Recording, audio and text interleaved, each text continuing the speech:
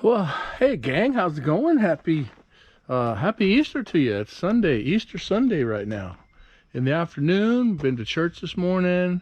My wife's out planting some flowers around the yard in different places, and I thought I've got a little time. I'll make a little quick review video of my EX15 mini excavator.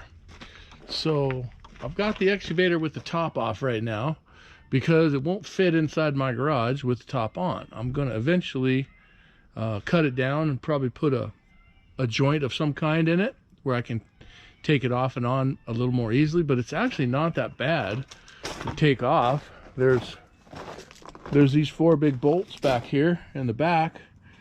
Slide the seat forward, take those off. These are threaded studs, they're not actually bolts. So I put some bolts on the bottom to kind of lock them in place. And so it's actually not hard to put on and off. And really all it is for shade. Supposedly it's, you know, a tip over protection as well, but it's not that sturdy, so I don't know that it would give me the greatest amount of protection anyway. So, and I always wear a great big wide hat when I'm working, so I'm not too worried about the shade either.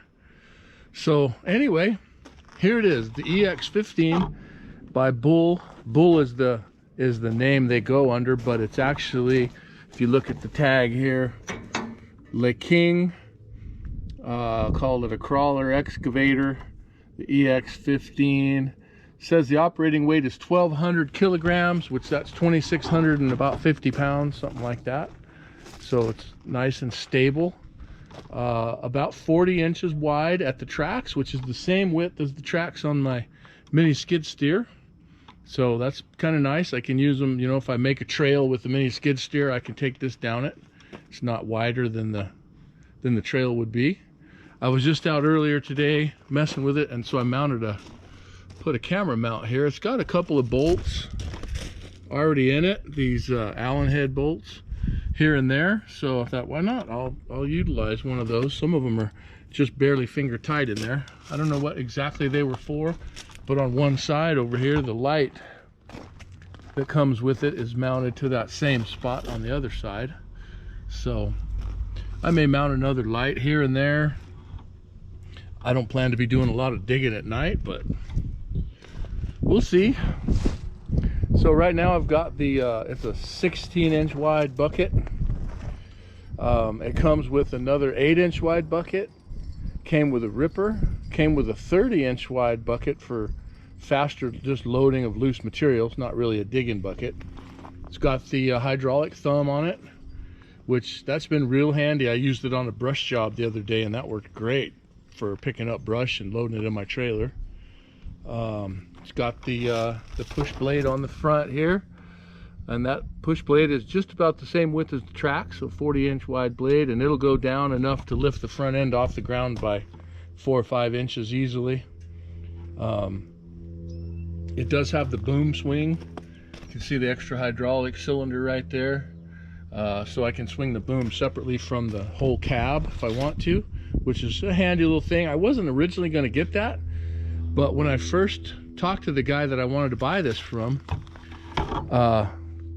he had one, and I was going back and forth with him, talking to him about it, and all of a sudden he was out. He sold out. So he said, but hey, since you got in early, you asked about it early, I'm going to honor the same price, because the prices went up because they added the boom swing to this particular model. So it worked out. I got the same price with the addition of the boom swing. I think it's only a $500 option, so not a deal breaker in any way, but it was nice to get it for free. And then it took a little longer than we had hoped to get the machines here. So, and he also threw in, it's hard to see it here, but there's a quick coupler in here. These 2 big bolts here connect the quick coupler, and then there's an adjustment back here. That's what connects the bucket.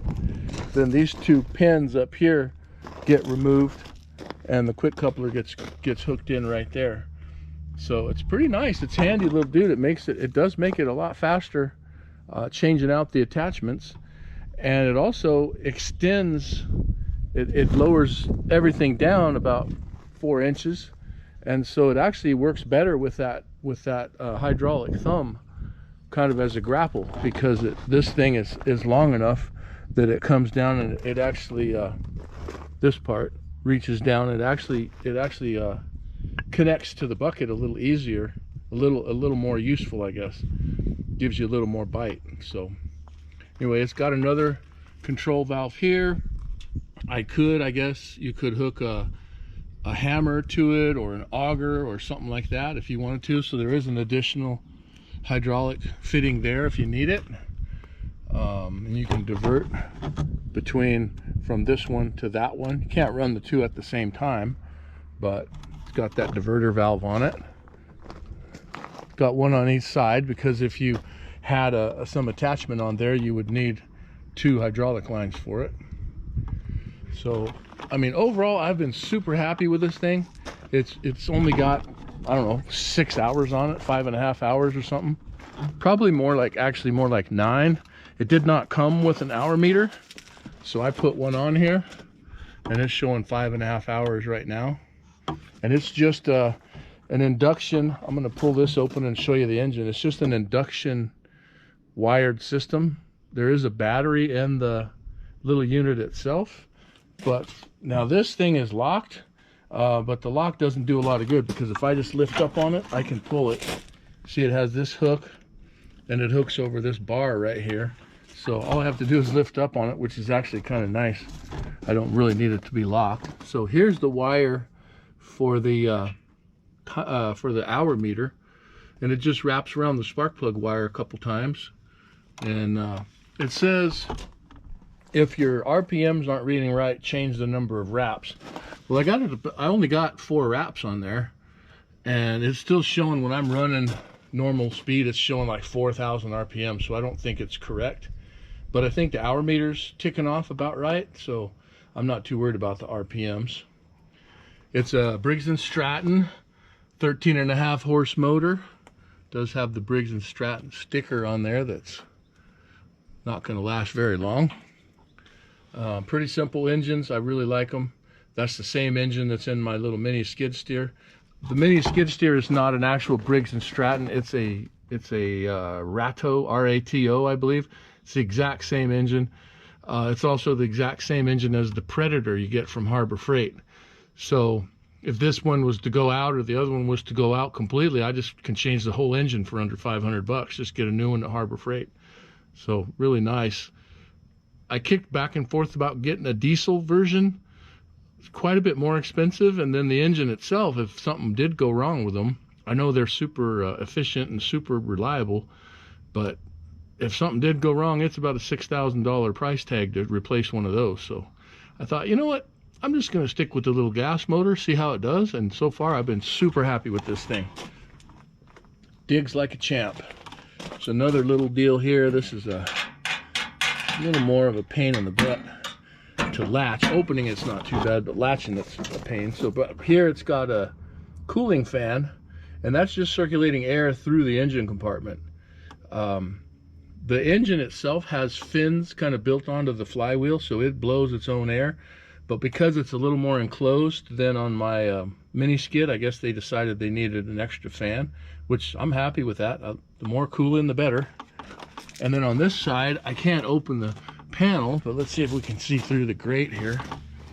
Inside there is the hydraulic cooling fan, and that's also a nice option. My other little unit has that as well, and I think that is a very, very useful, valuable little addition, because the hydraulic oil and lines do get pretty hot on these things.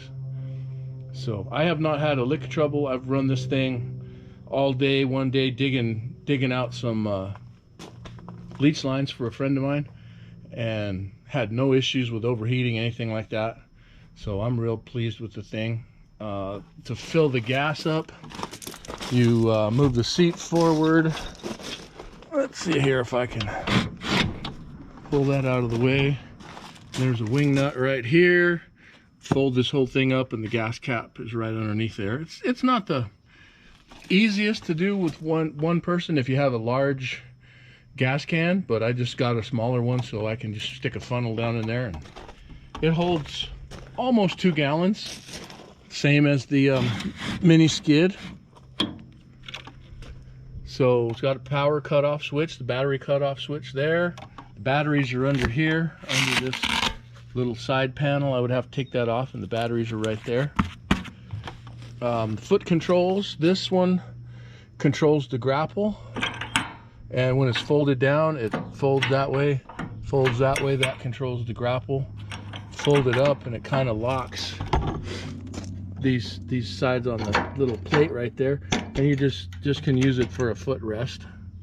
The other one controls the blade on the front of the machine, so that's really nice. The control for the boom swing is this button. It's kind of hard to see. It's right here on the top of this. You push that, and then the control stick moves only the boom and not the whole cab. So the other one is your the main boom is operated from the right hand side, and the bucket in and out to roll the bucket or close the bucket. And then this side here is the stick, which is this piece that's attached to the bucket. And then also your side to side with the whole cab and everything. So that's this one. So it's cat controls is what it is. I suppose if somebody got one of these and they weren't familiar with cat controls, or they didn't like it or whatever, I think there's probably a way to switch these. But because it has the pilot controls up here, you've got separate hydraulic lines, there's valves up inside of there, and then there's more valves down below. And so I think it would be a little harder to change one of these, to change the configuration of the controls. I'm also part owner of a little TYM tractor, and it came with John Deere style controls, which is backwards for me. And so there's just 4 quick lines that are easy to get to that I just swap when I want to use it. If I'm going to use the backhoe, then I change it over that way. But with this now, I won't probably ever use the backhoe on that thing again. I use the front end part of it, the front end loader bucket, quite a bit, because it's a lot faster and scoops a lot more than my little mini skid. But I'm happy this one's cat controls, and that's what I like, and so that's the way it is. Let's see what else here. I can't remember all the exact specs. I think the total reach on the arm, if you extend it all the way out with the bucket extended out, is 11 feet. I think the total dig depth is 7.5 feet, something like that it can dig down. It supposedly has a 1,400 pound lift capacity. I haven't tried to lift anything that big with it. I've lifted some pretty good sized rocks and stuff with no problem. With a 1,400 pound something, I would have to have, I'm sure you'd have to have the stick in, the boom all the way back, and keep the weight real close to the front of the tractor, and then it would be, I think it would be fine with the blade down. With the blade up, it's definitely a little front heavy when you got the boom extended with something heavy on it. Even when you're just digging hard, if you forget, don't put that blade down, it'll tilt you forward pretty quick. Oh, let's see what else. This thing here, this is your lock and unlock for the hydraulics, and it's backwards. It's supposed to be, when it's in this position, it's supposed to engage the hydraulics, and that is so that you don't climb off. This is supposed to be your warning, like, hey, your hydraulics are still engaged. If the thing's still running, you might bump the stick and move this thing, but it's actually this way is engaged. So it's backwards. It's just a little momentary switch in there, or I'm not sorry, momentary, but it's a normally open, normally closed, one of those two kinds of switches, and it's just backwards. So I'll end up finding a new switch and replace it so that it works the way it's supposed to. I don't really worry about it. There's plenty of room here to get out without hitting anything and moving anything, so it's not that big of a deal. Obviously, these are your controls for your tracks. They work pretty well. It's slow, it's really slow. It's like a slow walking pace at full speed when you're driving it, but for what it needs to do to get around a little bit, that's fine.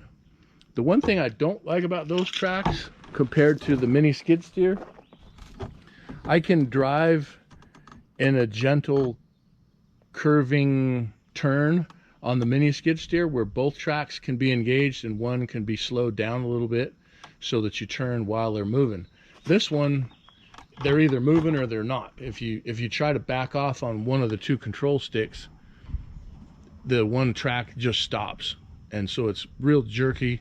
And if you're in gravel like I'm in right here, you can see it picks up gravel quick into the tracks, and so you just have to be mindful of that and careful. If I was going to be driving across somebody's lawn or anything like that with it, I would definitely want to use some plywood, because it's going to tear the grass up a lot more than my mini skid will, because I can turn it more gently. And the mini skid's quite a bit faster going forward. It's still walking speed, but it's a quick pace walking speed, where this thing is literally, this is slow. But for what it needs to do, it's great. The hydraulics have seemed very strong and very responsive. I like the pilot controls. They're really responsive. It's not nearly as herky-jerky as some of the videos I've seen on some of the ones that have the two sticks like mounted up here in the front.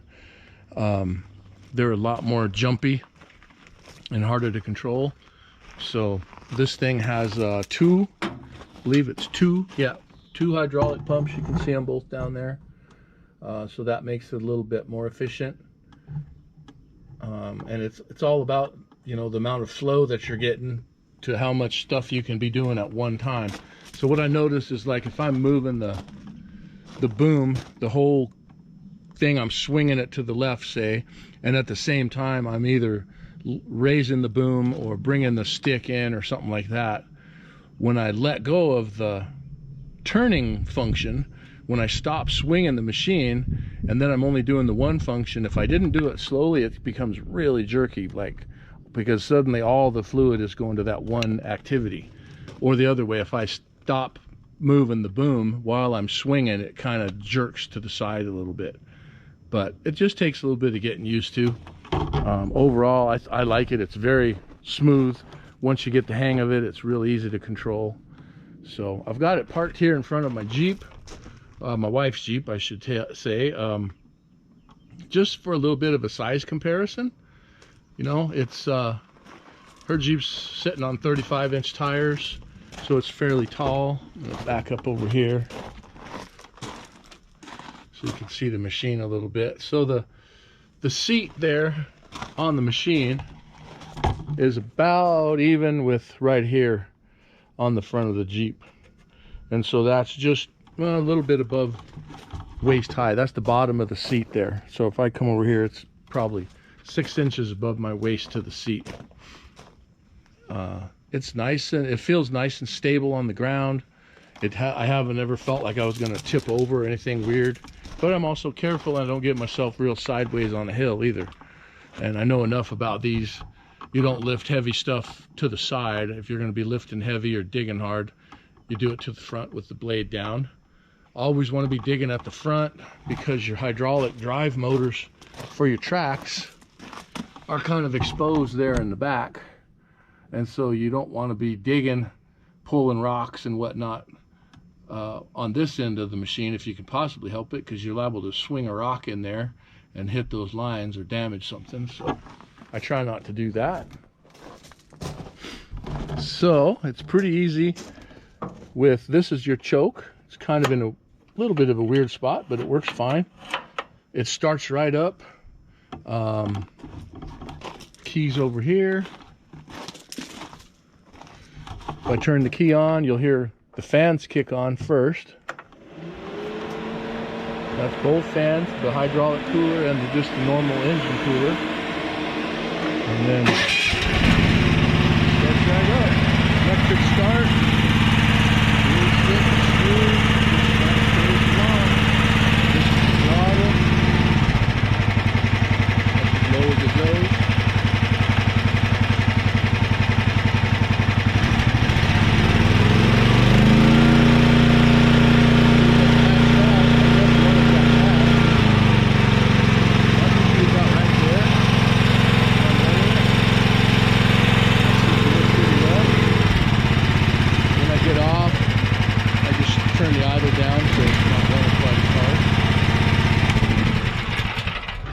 Shuts it right off.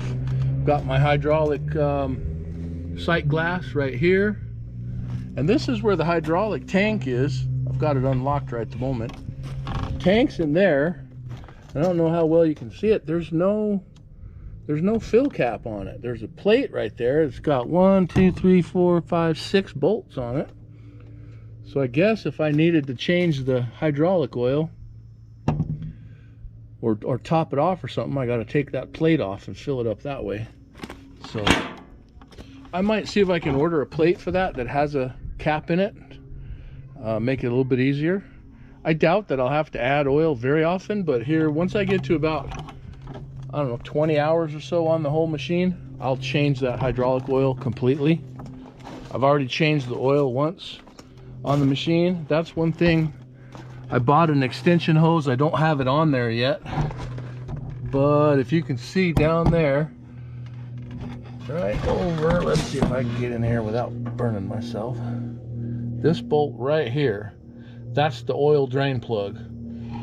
It's in a really inconvenient spot right here. On the other one, it came with an extension tube mounted on my little mini skid steer, and it hangs out under the bottom.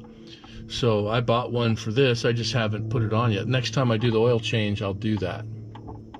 Because currently, you pull that plug and there's no way to get a pan or anything in there, and the oil just goes all over. It comes out all over underneath the bottom. That's why I've got oil. Looks like oil drips on the sides of the hydraulic motors. It comes down on the tracks. It comes down everywhere. It's a giant mess. So I definitely want to get that extension hose put on there. It's long enough it'll stick down out of the bottom, and I can just put it into a drain tub and make it a nice, clean, easy job. So that's about it, guys. I mean, it's a pretty simple little machine. I've been super happy with it right now. The little bit that I've gotten to use it, but it's working great. I'm looking forward to putting a lot more hours on the thing, getting to dig some holes, and we'll be taking it up to our new property up in Colorado sometime this summer, and I'll be digging some trenches with that to put in our power lines and getting we have a well on the property, but it's not hooked up yet, so I'll be bringing the power over to where the well is and stuff like that. So using it for some brush clearing. Bring the little mini skid as well. That thing was just awesome last summer when we had it up there. So any questions about the machine, guys, feel free to put them in the comments, and I'll do my best to answer them for you. I love this thing. I paid right at, with tax and delivery and everything, and this was delivered from Tucson. I'm up in north central Arizona, little town up here called Cottonwood. We're not too far away from Sedona. And this came from Tucson, which is about a 4.5 hour drive. And the guy charged me $350 to deliver it. So I thought, man, I can't beat that. That's like a screaming deal for delivery. It would definitely cost me at least that to drive down there. Just my time and my fuel and everything. It'd be an all-day event. So with everything included, tax, everything, I paid $8,000, right, almost exactly at $8,000 for this machine. So I thought that was a pretty darn good deal. It comes with a 1-year warranty, all inclusive, anything. The guy that I bought it from, he said, yeah, anything goes wrong, anything breaks, you call me up and I'll get the parts on the way to you, and you usually get them within a week or less. So I'm really happy about it. It's been awesome. The only issue, and I've just thought of this right now, the only issue I had with the whole thing, up inside of here, up underneath this control, is you can see some little green and yellow wire back there that I added into it. Let me see if I can get this in here where you can see that.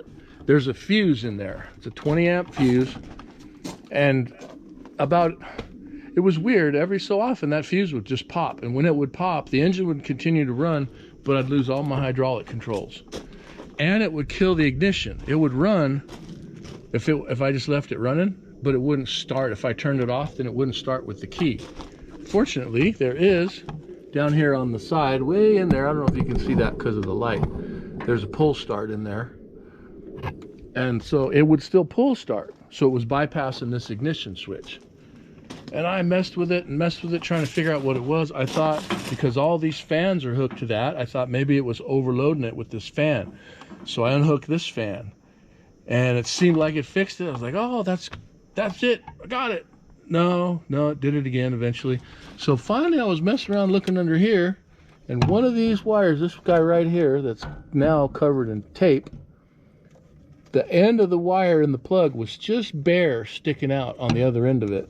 And it was touching that bolt right there. Every so often, when I would move the stick, it would vibrate that thing, and it would touch that bolt, and it would short out, and it would pop that fuse. So once I figured that out, taped it up, hasn't done it since. So that is literally the only problem I've had with the machine at all. And it turned out to be super simple. Just have to have a little bit of mechanical know-how, understand a little bit. It's all a 12-volt system, so it's really simple.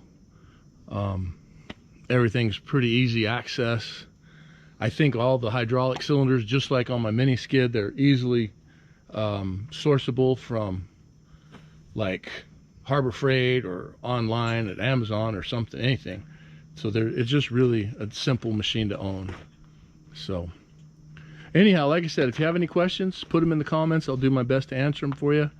And I'm going to wrap this up, guys. I hope this was informative. I hope you enjoyed the video. If you did, please hit that like button.